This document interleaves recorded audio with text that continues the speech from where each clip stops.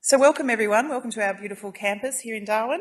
My name's Melissa Royal. I'm the Events and Communications Coordinator here for the Indigenous Leadership Office at CDU.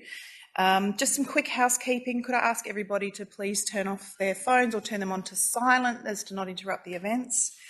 The toilets, if you're looking for them, are going to be located out into the foyer and to your right, my left. And could I ask that as you leave or return, you can actually go up the stairs and use these back doors so as not to disturb the presentation at the front and cause minimal disruption. Those are the 4 exit doors there and here. If we need to evacuate for any reason, please just follow staff's directions. And just finally to advise you, we are actually recording this event. It is also being live streamed to Alice Springs. Hello everybody in Alice campus and CDU down there. And it will be made available, I think, from the ANU CDU websites in a few weeks, so we'll be able to advise you of that. I'd now like to invite Auntie Billawara Lee to come and do our Welcome to Country.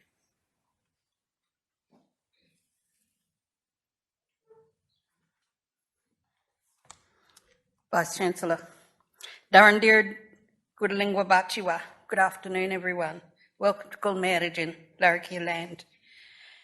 Thank you for the respect you show us, the traditional custodians of the land and waters that we're gathering on today.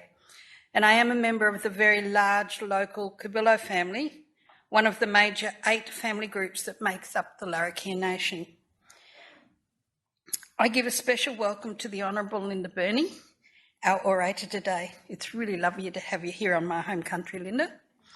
And I pay my respects to other elders who are here this afternoon.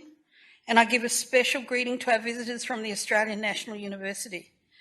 For many years, I lived in Canberra and I managed the Ngunnawal Centre at the University of Canberra, and I did my studies there. I still own a house at Ngunnawal and have many family members who enjoy living in the capital of Australia. I only go down in when it's not cold. In the end, the cold did me in. But it's really lovely to see familiar faces and friends and colleagues. So, to my brothers and sisters from other First Nations, welcome. I recognise the strength of spirit and depth of knowledge that exist in both the elders of the past and present, and I know the rich tapestry of the dreaming still runs strong in our mind, body and spirits.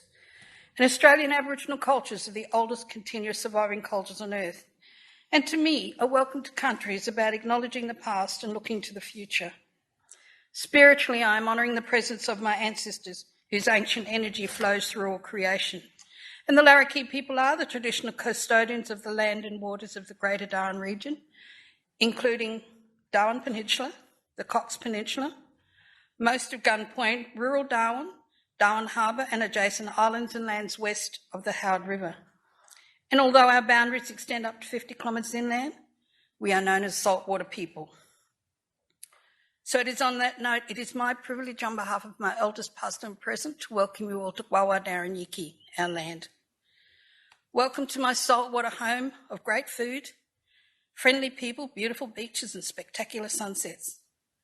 Larrakia country is like a pearl with many layers of different peoples, of different cultures, living and loving in this deeply spiritual place. May the ancestors guide, protect and support you as you leave your footprints on Larrakia land. And may your mind, body and spirit being immersed in Larrakia ancestral energy. And when you leave, Gulmeridjan, our message will stay with you. So I hope your stay in my country is a safe and nourishing one, and that the spirits of my ancestors watch over you while you are here. Please walk softly on Mother Earth and treat her with love and respect as the Larrakia people do. And if you listen closely, you will hear the voices of my ancestors singing the songlines across this beautiful land I call home. So Mama Bachiwa, thank you, goodbye.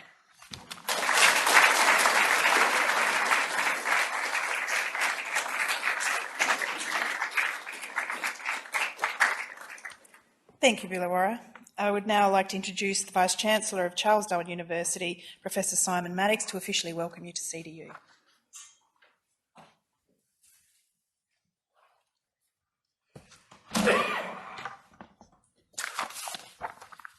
Thank you very much, Melissa. Distinguished guests, ladies and gentlemen, it is my privilege to extend a very warm welcome to you all to Charles Darwin University for this, the 9th HC Nugget Coombs lecture.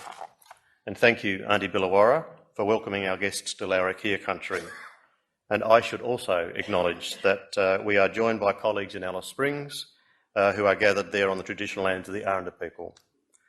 On that note, I therefore want to pay my respects to all elders, past, present and emerging, and extend that respect to all other First Nations peoples who are with us here this evening. I would also like to welcome and acknowledge our special guests. The Speaker, the Honourable Linda Burney, MP, also to the Chancellor of the Australian National University, the Honourable Gareth Evans, ACQC, the ANU Vice-Chancellor, Professor Brian Schmidt, AC, and members of the ANU Council, who have spent this afternoon meeting on this campus. Welcome to you all, and thank you for the commitment that you show to this significant collaboration between our two institutions by being here with us this afternoon and this evening. I'm delighted that we have been able to once again collaborate with our friends at the ANU to co-host the next lecture in this very important series. From its inception 23 years ago, the Nugget Coombs lectures have achieved national prominence, not only for the thought-provoking nature of the topics covered, but also for the calibre of the speakers. Without exception, the lectures have been presented by truly outstanding Australians, and I have no doubt that this year's lecture by the Honourable Linda Burney MP will continue that very high standard. The Nugget Coombs lecture series was established to focus attention on and to sharpen local and national debate on matters that are of critical importance around Indigenous affairs policy. The speakers are invariably intimately connected with Indigenous affairs policy and want to make a real difference in this space. Mick Dodson gave the very first lecture, entitled Assimilation versus Self-Determination, in 1996, when he was the Aboriginal and Torres Strait Islander Social Justice Commissioner. His brother Pat Dodson, then chairperson of the Council for Aboriginal Reconciliation, gave the second lecture on the topic, Will the Circle be Unbroken? Cycles of Survival for Indigenous Australians. Other lectures have explored the Nugget Coombs legacy. Coombs' biographer, Tim Rouse, presented on the title, The Coombs Experiment. And more recently, the Deputy Director and Senior Fellow at the Centre for Aboriginal Economic Policy Research at ANU, Dr Will Sanders, spoke on the topic, Coombs' Bastard Child, The Troubled Life of CDEP. And the Territory's own, Dr Marion Scrimgeour, explored the intervention in her lecture titled Looking Back and Looking Forward after the Intervention.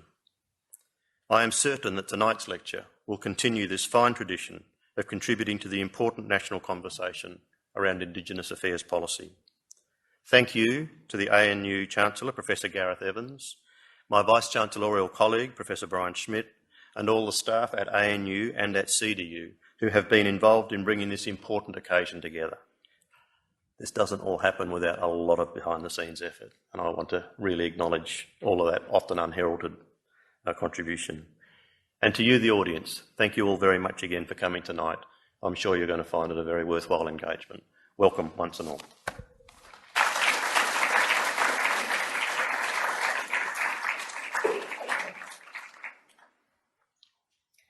I would now like to introduce Australian National University's Chancellor, Professor the Honourable Gareth Evans, who will introduce our guest speaker this evening.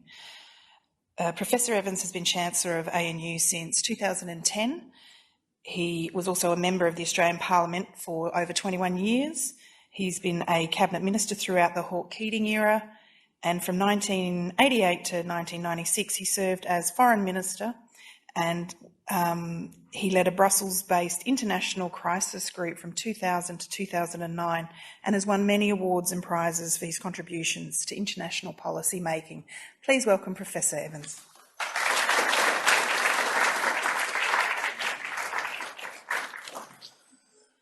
Well, thanks so much, Melissa, and warmest thanks to Birawara Lee, Auntie B, for a really heartfelt and moving welcome to your country, which we feel very privileged to be able to be here at tonight's event.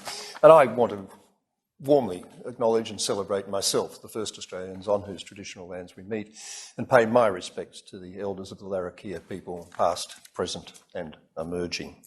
Thanks also very much to Vice-Chancellor Simon Maddox, on behalf of your southern visitors, for your welcome to us to Charles Darwin University, your very impressive pitch about the many, many virtues of this university to us when we met over lunch today, and, of course, for Charles Darwin University's co-hosting of this 2019 HC Nugget Coombs Memorial Lecture. It really is a pleasure for us all to be here from ANU. The very first time in living memory that the ANU Council has, I think, ever met outside Canberra or Melbourne. And it's a real treat to be here, to be on this campus, in particular, to celebrate Nugget Coombs' memory in the very distinctive way that this lecture does. Let me say a bit more about Nugget Coombs. Of all those associated with the founding of the Australian National University, there was no one who made a greater or more enduring contribution to the making of this great national and international university of ours than Nugget Coombs. As director of post-war reconstruction from 43 to 49, then head of the Commonwealth Bank, later the Reserve Bank, all the way through from 49 to 1962. Thereafter, as chair of the Arts Council, the Council for Aboriginal Affairs, Royal Commissioner for Australian Government Administration, Nugget was an absolutely towering figure in Australian public life for decades.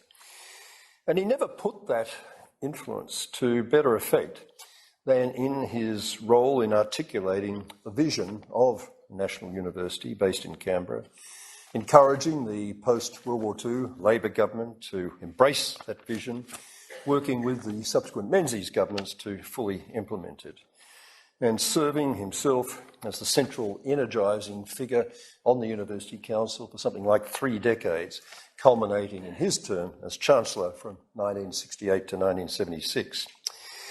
Beyond all that, there's a very particular reason for memorialising Nugget Coombs in this annual lecture, hosted by ANU in conjunction with CDU, because of all those associated with the ongoing research and policy outreach role of ANU as it came to maturity. There's no one else who more intuitively understood the importance of Northern Australia to our national life than Nugget Coombs, as he demonstrated particularly in his retirement years as a visiting fellow at the ANU Centre for Resource Environmental Studies, in which role he was, as many here will know or remember, a regular residential visitor for more than a decade to the North Australian Research Unit, NARU, which ANU established here back in the 1970s. And perhaps there's an even more compelling reason than these that I've already mentioned for honouring Nugget Coombs' memory in this lecture. Of all the leading Australians of his generation, there was no one who had a better or more deeply intuitive understanding of the history, the culture, the traditions, the dignity and the humanity of Indigenous Australians. Nugget got it, earlier than just about anyone else, about the absolute centrality of land rights for Aboriginal and Torres Strait Islander people. He got it about the absolute necessity of developing health, education, welfare programs in close collaboration with, not just for, Indigenous Australians. He got it about the need for extinguishing every last vestige of discrimination against Indigenous Australians in our institutions and in our public life. And he got it about the need for both understanding and recognition of the role that First Australians have played and continue to play in our national history and as an integral part of our national Australian identity. Nugget Coombs' total and unwavering commitment to Indigenous Australians, First Australians, has been reflected right from the outset, back in 1996, in the choice of speakers to deliver this lecture, which, as Simon reminded us in his introduction, have included both Mick and Pat Dodson, Jackie Katona, Marion Scrimgeour, and last year, Joe Morrison. Who could possibly be better to continue that tradition than the Honourable Linda Burney, MP, Shadow Minister for Families and Social Services, Shadow Minister for Indigenous Affairs, Australians, and the first Australian woman ever to serve in the Australian House of Representatives. A proud member of the Wiradjuri Nation, Linda was elected federal member for Barton in 2016, following a 14-year career in the New South Wales Parliament as the member for Canterbury, where she was the first Aboriginal person to be elected to the New South Wales Parliament. During her state political career, she served as Minister in a number of senior portfolios, including as Minister for Community Services, later as Deputy Leader of the Opposition. Linda's commitment, I know, to Indigenous issues really spans more than 30 years. She's been a wonderfully articulate and passionate contributor to public debate on issues of deep concern to us all. She was a wonderfully effective minister at the state level, and I'm sure it's only a matter of time before she becomes again a wonderfully effective minister of our national government. So I could not be more delighted than to welcome to this platform to deliver the 2019 Nugget Coombs Memorial Lecture, Linda Burney. Linda.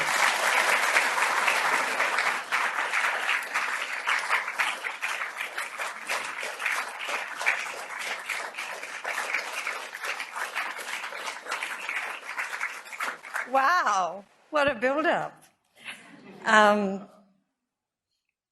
Can I begin in my language of the Wiradjuri people? Balam ambul larakia, yungdamara nadu yarang marang barang. We gather this evening on the lands of the Larrakia Nation. In acknowledging the Larrakia, let us honour and remind ourselves of your care and custodianship of country.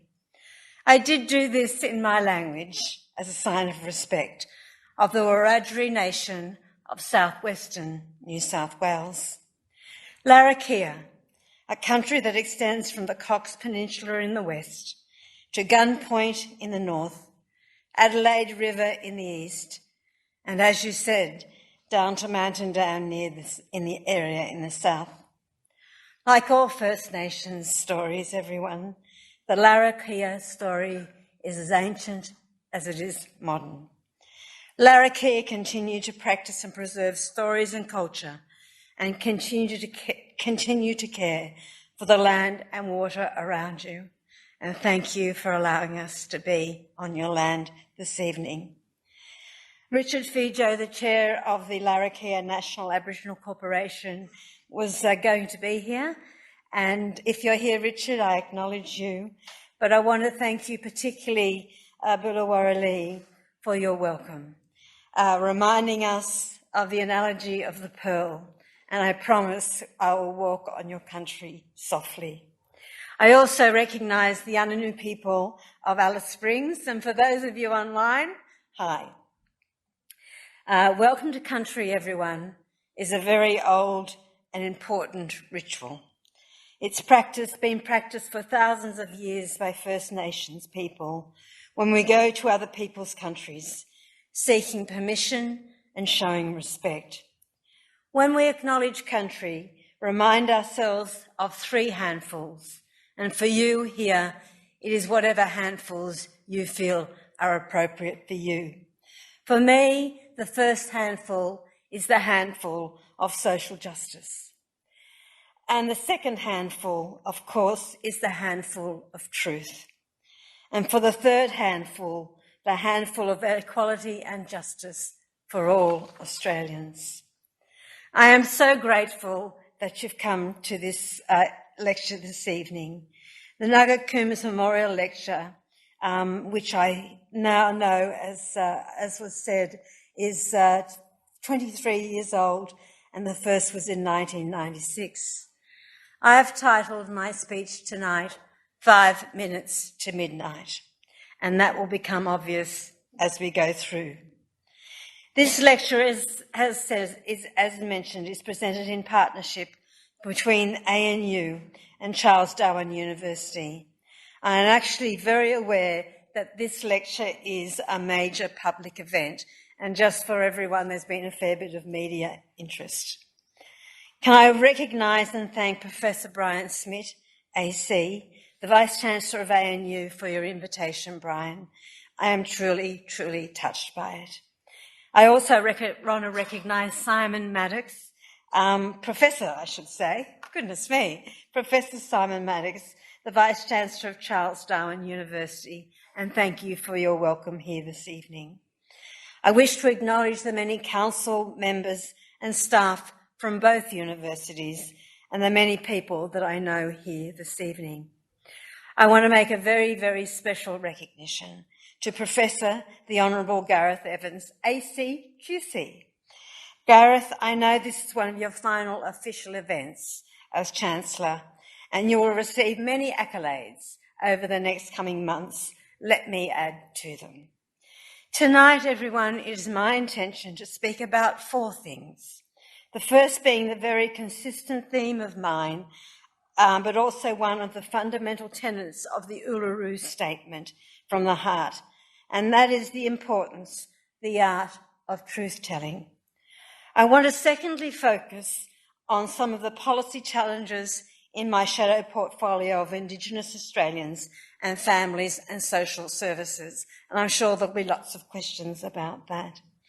Thirdly, everyone, I want to focus on what I believe to be the defining discussion of the 46th Parliament of this nation, and that is the enshrinement of the First Nations voice to the Parliament in the Australian Constitution. And finally, of course, as Gareth has done, to reflect on the story, values and legacy of Herbert Cole aka Nugget Coombs and the lessons he leaves for all of us in the way forward for Indigenous and non-Indigenous Australians alike. However, before that, it is important from an Aboriginal worldview for you to be able to place me and to know a little of my story. In doing so, I share a little of the Wiradjuri story with you all. Wiradjuri territory, everyone, is shaped like a fan. It sweeps across the catchments of the Lachlan, the Macquarie and the Murrumbidgee rivers in southern New South Wales. In the language of my people, these three rivers are called Galari, Wamble and Murrumbidgee, and I am of the Murrumbidgee Wiradjuri, so we're the most southern Wiradjuri people. The Wiradjuri, everyone, were the first inland nation to experience the brutality of British colonisation and invasion. Our land starts just over the mountain divide, separating Sydney and the inland. The resistance of the mighty Wiradjuri leader Wiradjuri and his warriors was so strong that martial law was declared in Bathurst in 1823. 2/3 of the Wiradjuri around Bathurst were murdered, around 1,000 people or so, during that 4 months of martial law. To compound the damage even further, gold was discovered in Bathurst in 1851. Bruce Pascoe's book, Dark Emu, and I'm sure many of you read it, and if you haven't, you must, describes the way of life for the Wiradjuri prior to settlers. He says that it was possible for one to have driven a horse-drawn sulky through the land because of the way that the Wiradjuri had tended that land. The widespread introduction of hooved animals post-settlement destroyed the topsoil, destroyed the fertility, and in many ways changed the country forever. The shocking practice of poisoning water holes and poisoning flour was first practiced on my people. Some of the place names in my country tell the story. Poison Waterhole Creek near Narrandera, where my father lived. Murdering Island between Griffith and Darlington Point. I drove that back road a few months ago and crossed the bridge that marked Murdering Island. I couldn't drive any further. I stopped and got out of the car to try and breathe again. The essence of Aboriginality is connection to country and to where you stand in it. It also reminds us of the injustice perpetrated on the First Peoples in the so-called building of our nation, telling the truth. Nugget Coombs, everyone in my mind, was one of Australia's greatest public servants and a truth teller. I do not say this lightly. He served no less than 8 prime ministers in one way or another: Curtin, Chifley, Menzies, Holt, Gorton, McMahon, Whitlam, and of course Fraser. I didn't know Nugget personally, so it was important I spoke to people who knew him and worked alongside him in preparing for this evening. The man we honour tonight was born at the turn of the last century. My great-aunt, aunt and uncle, Letitia and William Lang, who raised me, were born around the same time. They were a brave non-Aboriginal brother and sister, neither of whom ever married, that took on a baby Aboriginal girl born out of wedlock in a place that was frowned very much upon. Nina and Billy, as I call them, lived through 2 world wars and the Depression, defining events that shaped our nation and those within it. It shaped them well. I know the principles that defined that generation because I'm a product of them. Pragmatic, frugal, compassionate, respectful, resourceful, humble, and appreciative. Frugal, I'm not so sure about, given the amount of clothes I've got. But it did shape them well. Nugget was also born, like me, in a small country town. He was born in a place called Kalamunda, a derivative of the Noongar word, a home in the forest. Today, everyone, it is a semi-rural outer suburb of Perth's east. Being born in the country, as many of you know, also shapes you. I know many of you were born in the country, as does the circumstances you were born into. What I do love about Nugget is that he didn't mind mucking in fact assumed great responsibility in the home as a very young man, as I had to as well. This too shapes you and is something I can very much relate to from my own personal experience. Why do I share these stories? I share them because I think too often we don't value our own story. All of our stories make up the rich tapestry of this land. Why are you called Nugget? Asked Robin Hughes in 1992 in a television interview. An 86-year-old Herbert Cole Coombs replied, well, in Western Australia in the country, Nugget was a kind of generic name for a creature, a person or a dog or a horse, you know, which was short in legs and stocky of build. He was a towering public servant, a very stocky man. Nugget Coombs leaves a legacy as an extraordinary public servant, beyond Governor of the Reserve Bank, but an extraordinary advocate for Indigenous Australians, and we all hold him very dear. Patrick Dodson, who has previously delivered this oration, as we've learnt, said of Nugget that he was a man committed to Indigenous self-determination, to treaty. He was committed to that and committed to ensuring First Nations people had a choice of economic participation as well as maintaining connection with country and culture, not one at the expense of the other.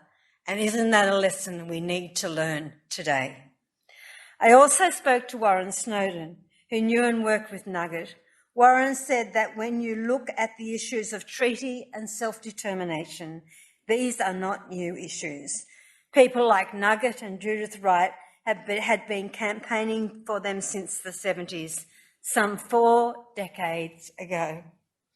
You can see, as a result of both nature and nurture, his interests, values and attitudes of fairness, justice, equality, both socially as well as economically, which paved the way for his achievements in the advancement of Indigenous Australians. His academic record in high school is described as unremarkable. This makes me smile when I reflect on my own school reports. In July 1990 report card, he said to not have done particularly well in his exams, but possessed a good deal of ability. That could have been my report card in 1972. In fact, I think it was. He did love his cricket and Aussie rules, and he was very good at both of them. After graduating from Perth Modern, Nugget became a pupil teacher at Busselton, which was a little town struggling economically at the time. He became particularly conscious of the economic challenges facing families through his students, and he developed an interest in regional development, an important experience for his life to come as a senior economist for the nation. His classroom for him became an economic microcosm of the community, and I know that you will all relate to this. A sample size of the have and have-nots, children of different occupations, suburbs and wealth, indicators of the well-being of the local community, humanised. He understood, as you do, the power of education. He understood that the distribution of wealth was central to ensuring that individuals were able to guarantee a roof over their head, food on the table, or an education for their children, and ultimately ensuring the peace and well-being of the nation. This is something I could really relate to when I reflect on my own teaching career in the western suburbs of Sydney in the late 70s and early 80s. Such disadvantage and poverty profoundly shaping my worldview for the rest of my life. He studied at the University of Western Australia and then the London School of Economics. He was appointed, as Gareth said, the Director of Rationing in later post-war reconstruction, working directly under Ben Chifley. I vaguely remember the Chifley years, and I'm sure many of you do as well. In June 1944, he advocated for the end of gender discrimination, and this I really like.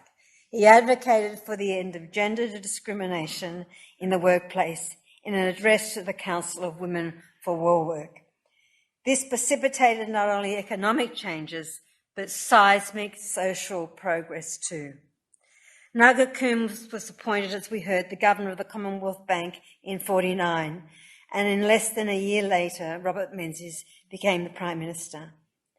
Coombs was a Labor appointee, but was to straddle both sides of politics, and he navigated the partisan divide with success and great political dexterity. A critical point I have learnt and done. In 1960, he was appointed the first Governor of the Reserve Bank by the Menzies government. He was unable to ignore the troubling truth, though, the divide and disparity between Indigenous and non-Indigenous Australians. It was not until after his retirement as a Reserve Bank Governor that he pursued this seriously and with full attention as a policy legacy. Perhaps everyone, it was his growing up in both urban and regional settings. Perhaps it was his ability to understand wealth distribution and how it could be used to address social challenges. Perhaps everyone, it was his unique ability to bring both sides together and navigate partnerships. But Coombs was appointed Chair of the Council for Aboriginal Affairs in late 1967 by Prime Minister Harold Holt. Now, that was a pretty special year in this nation. Nugget's appointment took place before the backdrop of the 1967 referendum, a campaign that had been a decade in the making. It followed the path of the activism and agitation that came before it, the day of mourning protests in Sydney in 1938, and the Charles Perkins and the freedom rides of the mid-60s. And it in turn blazed the trail for subsequent progress and change, the parallels and echoes of history that we can see in the current discussion about the Uluru Statement and a constitutionally enshrined voice to the Parliament. Of course, it wasn't always smooth sailing. How could it be?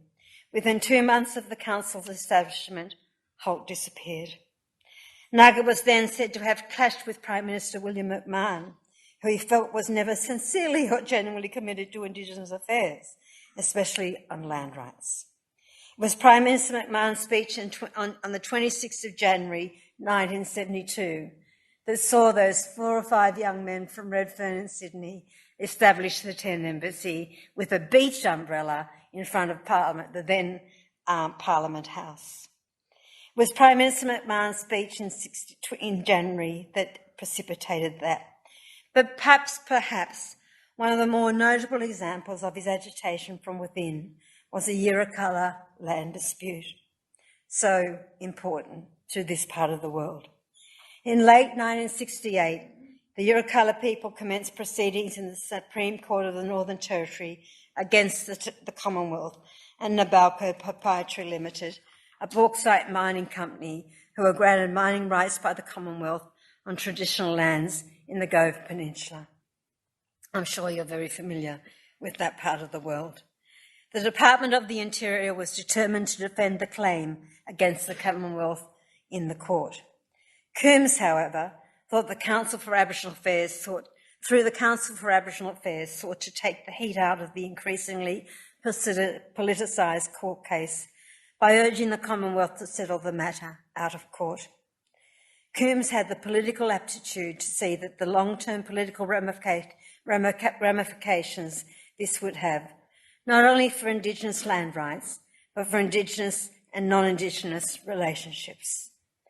In April 1971, however, the court found in favour of the Commonwealth and against the traditional owner plaintiffs. But meanwhile, however, public opinion had turned and was turning in favour of the traditional owners. There was now appetite among mainstream the Australian community for some sort of recognition and compensation for traditional land rights. Labor was elected federally, and Gough needed Nugget's gravitas and continuity of institutional memory, especially with Labor having been out of office for a long 32 years. Nugget Coombs, everyone, was ahead of his times in every single way. He was able to envision a totally different societal order and system, on which valued the needs of individuals with and not above a community, one which valued the needs of community with and not above the environment. Rather, as former Governor-General William Dean said, he advocated for their right to be different, to conduct their society in accordance with their ways of thinking, educate their children in relation to that, and to conduct their own ceremonies. He believed that Indigenous Australians ought to have the opportunities to participate economically without it being at the expense of their connection to culture and country, a lesson we need to learn even still today. And this is so relevant still. These lessons from Nugget Coombs are no more relevant to us than on the question of the Uluru Statement, constitutional recognition for First Nations voice to the Parliament and treaty making. When the Prime Minister, Scott Morrison, appointed the first Aboriginal person to the portfolio of Indigenous Australians, he sent an important message to the Australian community, a message that he was prepared to act on the Uluru Statement and make history. We're all overjoyed. Ken Wyatt is a good and thoroughly decent human being. Everyone, the Uluru Statement called for 3 things: a constitutionally enshrined voice to the Parliament, truth-telling and agreement-making through a Makarrata Commission. Agreement-making, of course, is code for treaty. Labor embraces the Uluru Statement in its entirety. The central premise of the Uluru Statement is forward-looking, and on the 10th of July, when Ken Wyatt spoke at the National Press Club, he set out a path of delivering on the Uluru Statement from the heart and committed the government to 3 things: to starting a co-design process for First Nations voice to the Parliament, establishing a parliamentary working group so we could move forward in the spirit of bipartisanship, and truth-telling. fellow travellers, it is 5 minutes to midnight on this issue. However, just hours after Ken delivered his speech, the Prime Minister backgrounded the media, ruling out a constitutionally enshrined voice to the Parliament. He is now saying, I think, that he would support a referendum to recognise First Australians symbolically, but not enshrine a voice in the Constitution. We still don't know how the co-design process will work, and there is still no parliamentary working group in sight. We don't yet know what the government's plans to do to take the next step on truth-telling. I, along with my Labor colleagues, continue to offer bipartisanship and collaboration. But we are running out of time, especially if the government is to deliver on their commitment of a referendum in this term. And there is a real risk, everyone, that the Uluru Statement will fade into the pages of history, that it will be remembered as a noble moment and not a turning point. It is really 5 minutes to midnight. The next federal election is due in the first half of 2022, and a referendum would likely take place in the second half of 2021. Before holding a referendum, there would need to be time for a successful campaign, and this will take months and would need to start no later than next January 2020. Prior to a campaign, there needs to be allowed a co-design of a voice, which hasn't started, consultation and agreement on a question. This can't be unreasonably rushed. And there must be time to pass an Act of Parliament to set the referendum question. It is now the final quarter of 2019, and there are already Christmas decorations in the shops. Bipartisanship, from my worldview, is still on the table, but it is contingent on the broad support of First Nations people. We will work with the government, but we will not wait for them. I say to the Prime Minister very directly, this could be your moment, a great legacy, something to be truly remembered by. If a proper process of co-design is not started by early next year, Labor will start our own consultations with communities across Australia on a way forward. Because this is what we do. We listen to First Nations people. That is why we have already stated the principles on which we think a voice should be based. They are 5 in total. It should be democratically elected. There should be gender representation should be equal.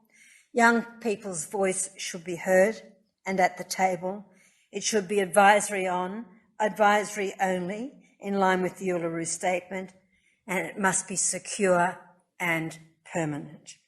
Security of the voice is paramount, and that is why the Uluru Statement called for it to be constitutionally enshrined. Because we have seen before how easily the institutional voice of First Nations people has been taken away by the government of the day. Think ATSIC. And in the spirit of bipartisanship, I want to set out a starting point for the co-design process the government has promised. This is not policy prescription. Ken Wyatt has said the voice should be multi-layered. He is correct.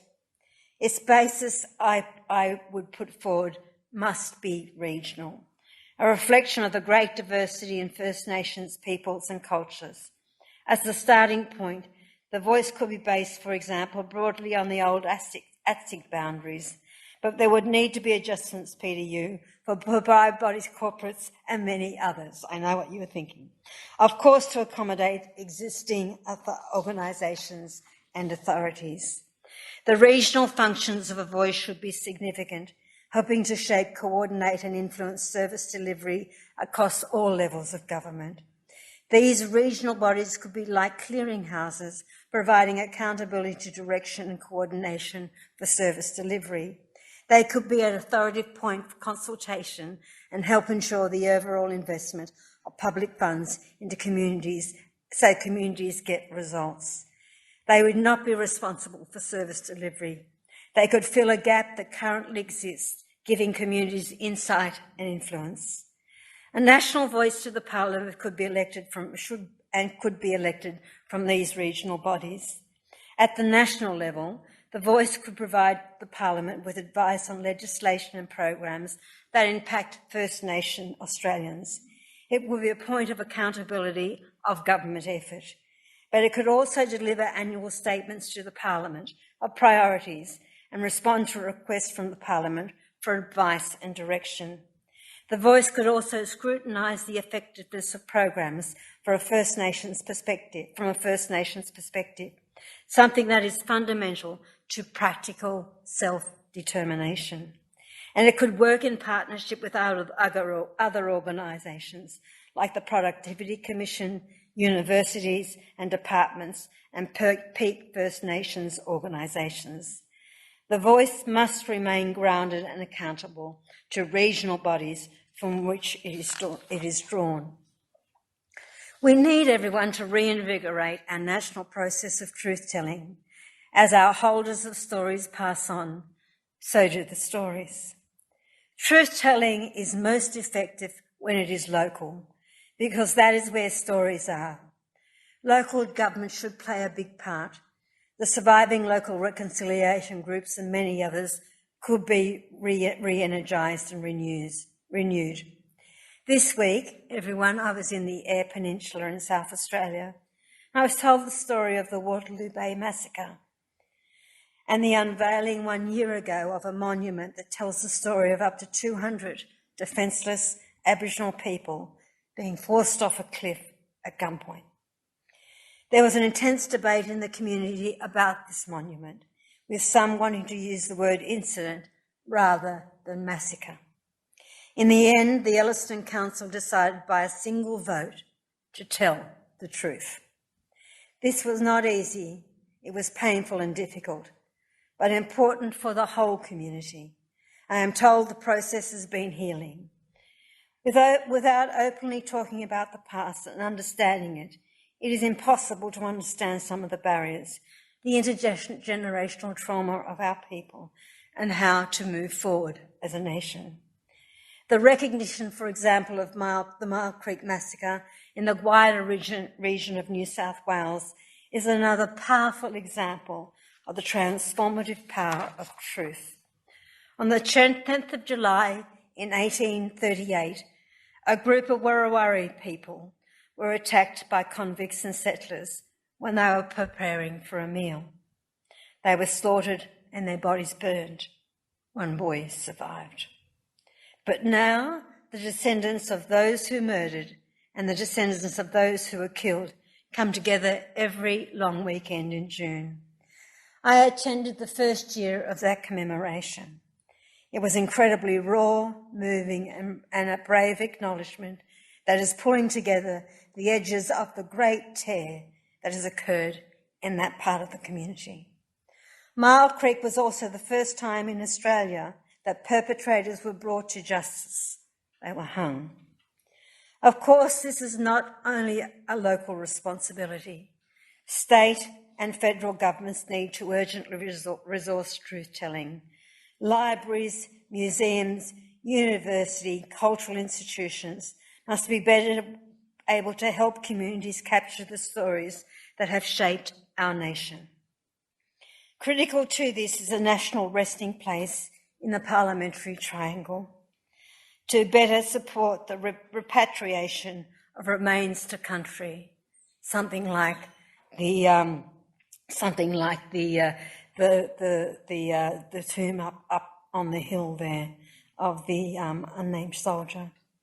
I have stood in Adelaide in a leaky warehouse which contains a room, as many of you probably have, with literally thousands of remains waiting to be taken home. Truth-telling is difficult, but it can build for Australia a stronger collective national pride. We are all custodians of the oldest continuing culture in the world. That is something for all of us to be proud of. It is for every one of us. The Uluru Statement also called for agreement making for treaty, and it requires long-term commitment. And first, communities and governments need to be treaty ready. This is the work Mick Dodson and Ursula Raymond are doing here in the Territory, and overseas experiences shows that getting ready can take some time. Ultimately, there will probably be many treaties. On this point, I think Ken Wyatt is correct. The issues dealt with will be diverse, like First Nations are diverse, and agreements with state and territory governments will primarily be where the rubber hits the road. And Victoria is already leading the way. But this isn't only the business of states. As Mick Dodson said last week in a lecture that he gave, he said, regarding a treaty, Mr. Wyatt says it's important for states and territories to take a lead in treaties. I trust he's not implying that the Commonwealth can wash its hands on treaty making nationwide. The federal parliament must be involved. In recent years, Labor has reformed our caucus processes to strengthen the First Nations voice in our decision making. We have our First Nations caucus committee. Some of you have actually come to that committee, chaired by your own Malandiri McCarthy, a senator here in the Territory. I have both shadow portfolios of Families and Social Services and Indigenous Australians. I sit at the shadow cabinet table. Warren Snowden, Patrick Dodson are assistant shadow ministers and work with me in the portfolio. I strive to work by these principles, everyone: mutual trust, truly listening, self-determination, investing in need, rewarding excellence, collaboration, and developing evidence-based policy. I also seek to achieve bipartisanship wherever I can, but let me be clear about bipartisanship. It cannot win and must not be a race to the bottom. It must be about excellence. By working in this way, Labor has developed principled and evidence position on the future of community development program, the cashless debit card, and New Start. At Garma earlier this year, our Labor leader, Anthony Albanese, said, I'm his local member, by the way. It's quite good. He wouldn't mind me saying that. Anthony said, I know there are real concerns about the CDP program. It has been punitive and unfair, and has caused much hurt in communities. That is why Labor promised before the recent election to abolish CDP and establish a new program, and that it might have some of the old features of the CDEP. And everyone, I want to make a commitment to you this evening that Labor remains committed to that proposal. More than 12 years after the Howard government's Northern Territory intervention, it is also clear that broad-based mandatory income management has not worked. And on that basis, Labor does not support the government's plan to roll out the cashless debit card across the Territory. A plan which could see a minister quarantine 100% of social security payments with the stroke of a pen. The card should be voluntary, except in certain circumstances, I believe, like child protection or family violence. It should be case managed and a case management approach that has worked in other parts of this nation. Unless a community genuinely decides they want the card after an informed and proper process of consultation, consistent with self-determination, if the community does want to try the card, we'll respect and support that, but it should be community by community. Labor does support also an increase to New Start, and that matters to Aboriginal and Torres Strait Islander people. It also matters to regional economies, where so many people who must rely on New Start live. Can I move towards finalising my comments this evening? The work of peak organisations, particularly the health organisations, are doing with governments on closing the gap is really critical, and I absolutely support this process. Labor wants to work with the peaks and the government to make closing the gap meaningful and enduring, and we look forward to being brought into that process. So moving forward, The Uluru Statement is tangible and it's a modest ask. And consistent with this, I have outlined some ideas that would be a sound starting point for that discussion. Nebulous concepts like multi-layered, ground up and varied simply don't cut it with the community conversations that I've been part of. People want a proposal to grab hold of, to change and ultimately to campaign for.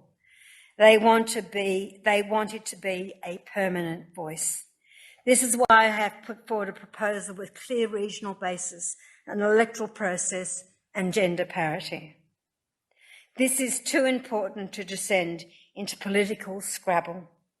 I offer my comments tonight in the spirit of encouragement and bipartisanship, because Labor doesn't want the glory, we just want it to happen. Now is the time. The government is clearly in search of a big story, of an agenda, and I say, take this one, it's ready to go. The Prime Minister has already shown leadership by appointing Ken White, and it is now Scott Morrison's responsibility to follow through. The stars are aligned in this moment. There are advocates within Conservative politics. Labor is absolutely on board with Uluru Statements. Business is ready and willing to go. States are leading, and eminent legal minds like Justice Murray Gleeson have also lent their support, and particularly universities are on board. We saw this, Brian, with your gathering last year. So can I conclude, friends, by saying this? Let us continue Nugget Coombs' life's work in striving towards justice, equality and fairness through empowering those who yearn for it. We are standing on the shoulders of giants. Let's get on with it. Thank you.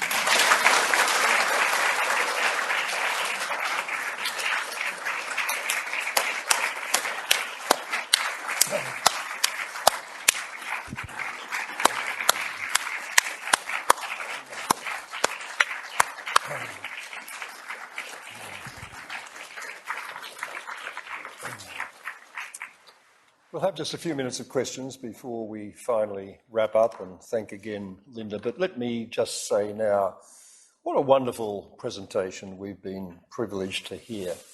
Weaving, as it did together, Linda's personal story with Nugget Coombs' personal story, articulating superbly the contribution that Nugget made, the character of his legacy, and the force of his commitment to Indigenous Australians.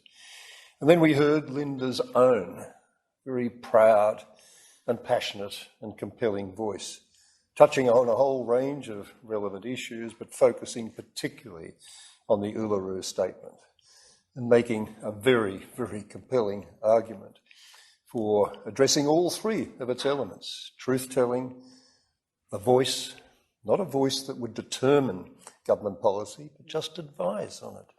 And, of course, a process for treaty-making, makarata making over time. The voice you heard was not a partisan voice. Linda was very clear about that.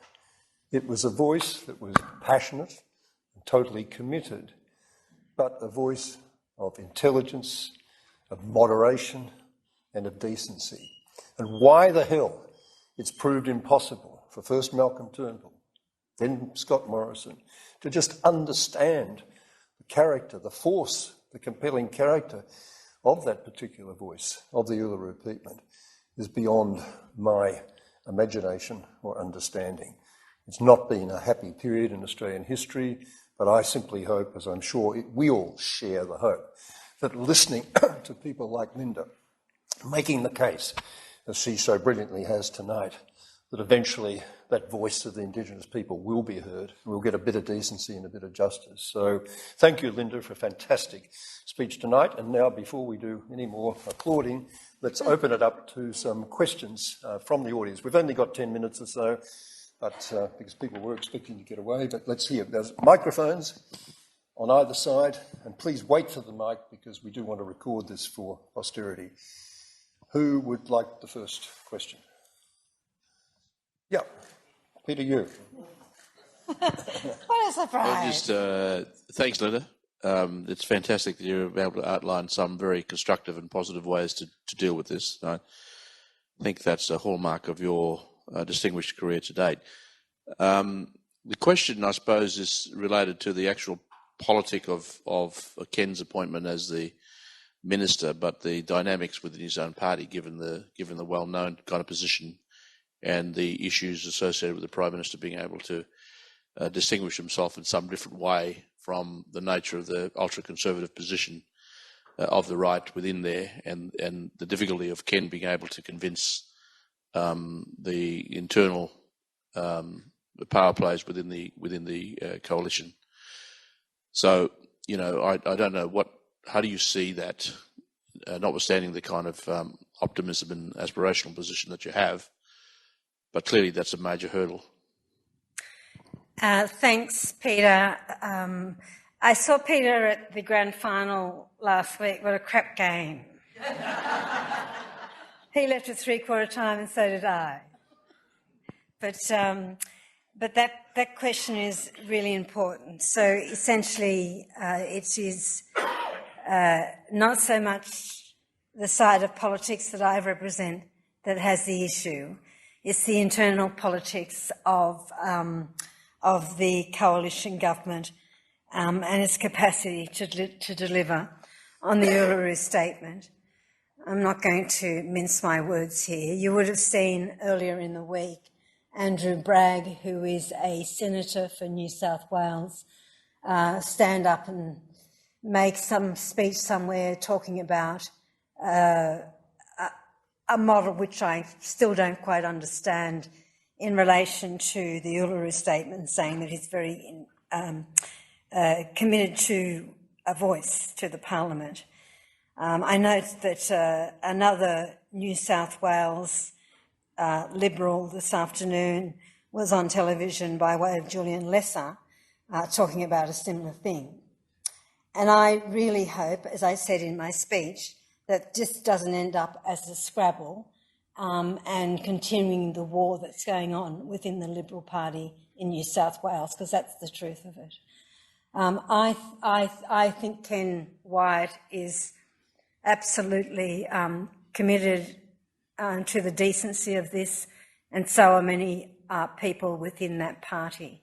But as Gareth said, we've seen consistently an argument about enshrining a voice and two prime ministers ruling out an enshrined voice into the Parliament.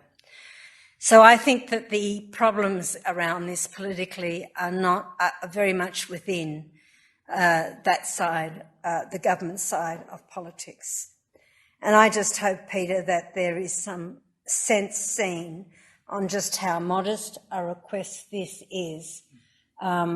And you even saw Barnaby Joyce, bless his cotton socks, come out and say that he was wrong, and I hope there's a few more that do that. But there are other, how can I say this? There are other pressures that perhaps they were not aware of, deals that perhaps have been done that we're not aware of.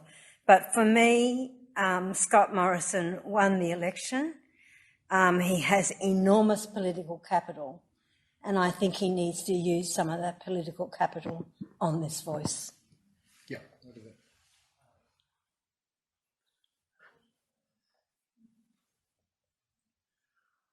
Hold it close. Well, just hold it close and yell. There's a button at the side. If you just push the button. No.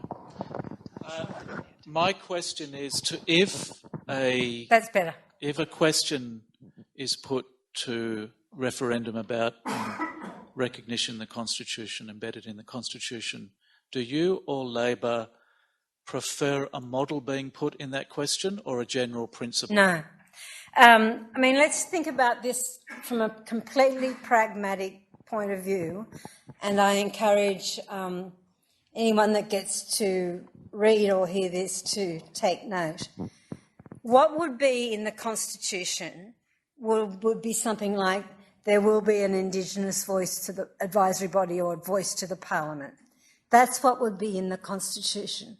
The Constitution, I don't know if you've tried to read it, it's not exactly a riveting document, but it would not go to what the outline or the design of the voice would be. That would be within the legislation, I would imagine, the design of it. But we've got to get on with it. That this is truly 5 minutes to midnight, as I said. But the Constitution would just reflect the... sorry, let me go back a step. We know that referendum is very hard to carry in Australia. There's been something like 44 or 48 of them. 44, and there's only been, what, 7? Eight that have been carried. So the mark for constitutional reform is very high in this country. So we are talking about winning a referendum to ensure that constitutional reform takes place. So remember that. But to design a question for referendum has to be done by way of legislation. So there's a whole lot of mechanics and machinery around what would end up being a line in the Constitution if the referendum was carried. Does that make sense? Yeah. Okay, time for just one or two more questions. Yep, up there, and then we'll wrap up. And the Vice-Chancellor. Thank you, Linda, for your speech. It was absolutely amazingly powerful. Thank you. I really enjoyed it. I'm Pai Linda Ford, Maranunga. I lecture. I'm a senior research fellow here at Darwin University, and my question to you is about the Uluru Statement. It doesn't talk about a referendum. Many treaty discussions emphasise that a referendum is needed for the treaty process, but as Professor Davis says, this is not the case. The elders who wrote the Uluru Statement from the heart are asking Australian politicians to write, introduce and pass a treaty act. What would you think that would look like? My interpretation, and thank you for that question, of the Uluru Statement is what I outlined within my speech. But the point that you're making in relation to treaties is very important. There is no need for referenda for a treaty-making process. A treaty-making process has begun in this territory. It's well on the way, 3 years in South Australia. It's been announced in Queensland, and it also began in South Australia until there was a change of government. There was about the first treaty just about to be signed. Treaty making does not require referendum, but changing the Constitution does require referendum. That's the mechanics around what's required. I'm not sure if that answers your question. I think so, yes. One last question from who else? The Vice-Chancellor of ANU, Brian Schmidt. So I saw you on telly last night. I'm sorry to hear that. I hope your information was not stolen. The other aspect of what you talked about, which I think is quite exciting from my perspective, is that of truth-telling. Now, truth-telling is something that needs to happen and has a very different political aspect to it. What do we need to do to just get that going? If it's local, we can start a national campaign and start getting on with that.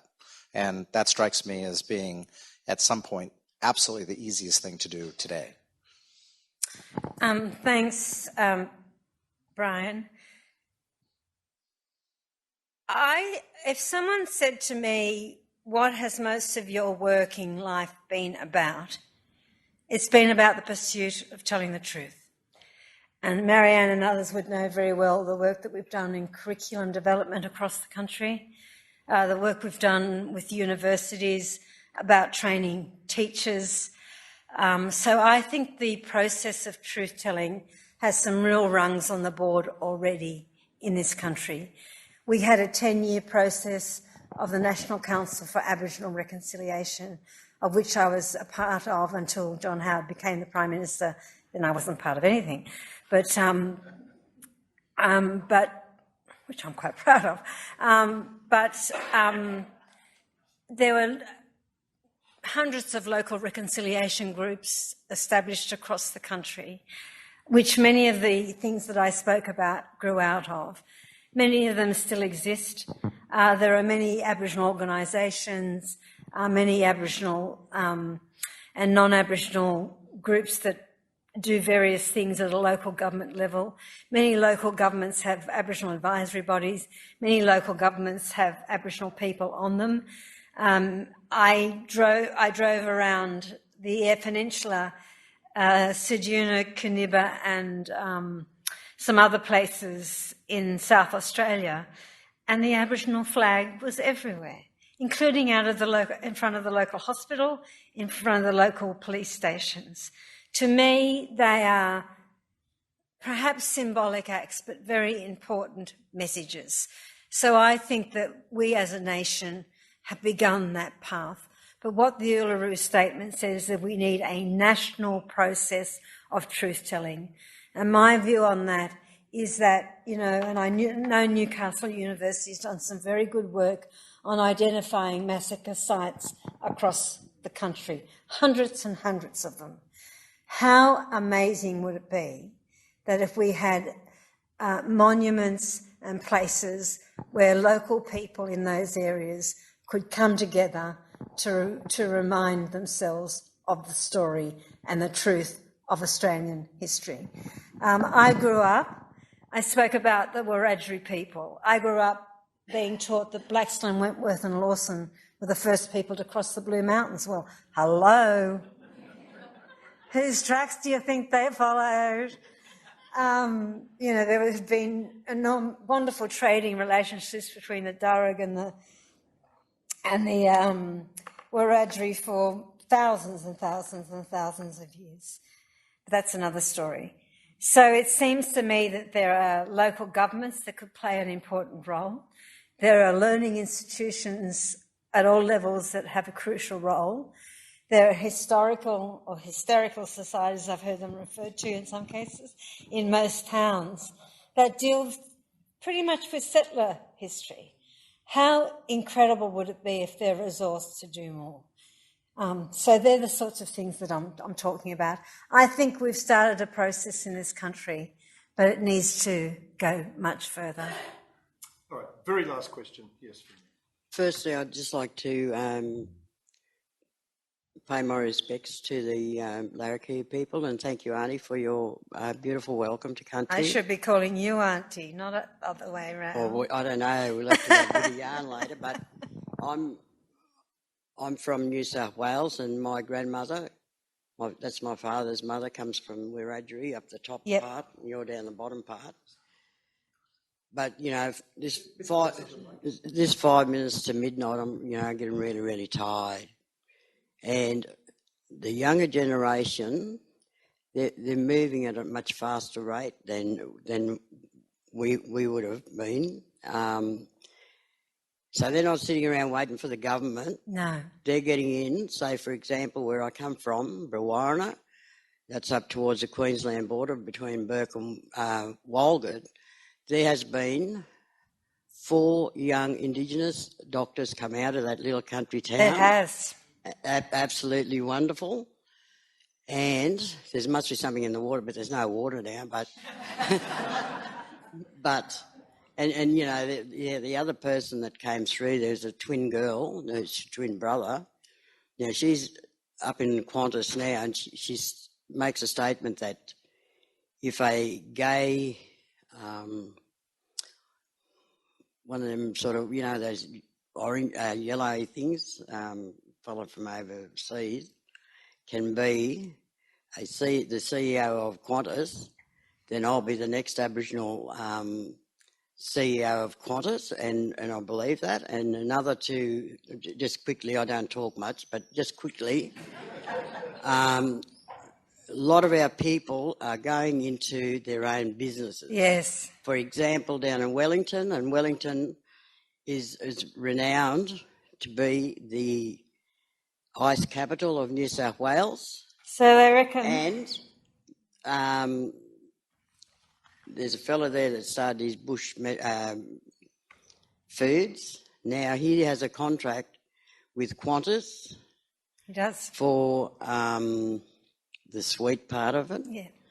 And he's also... Lemon myrtle. Yeah, that's right. And he also just got a contract with rail as well. And that's right across Australia, which is just so wonderful. So our young people are getting educated, whereas myself, as Linda knows, we used to knock around when we were young'uns, but... Don't you go telling those stories? No, I won't say no more. But what I'm saying is the younger generation coming through now with the hard work and the suffering of our elders and past generations is coming to fruit now, and they're going through university straight out of school, all that sort of stuff. But anyway, if you want any more of my story, you'll have to pay me for it. So thank you, Linda. Just to finish up, can I just thank you for those comments? And if you just want a revelation, go to Brewarrina, because what Brewarrina is also famous for is the fish traps. And you go there and you look over those fish traps and you realise the ingenuity, the farming practices, the aquaculture practices, the amazement of our people. And the other thing, of course, is that part of what Ross is talking about is that what Nugget Coombs understood back then is that there shouldn't be a trade-off between culture and economy. And that's the lesson. So thank you, everyone.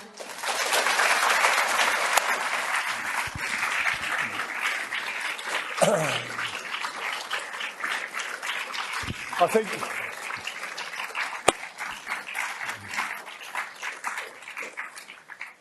most of us would acknowledge that there's not a hell of a lot that's been very admirable about the Australian political system in recent times, but two things I think we have got right.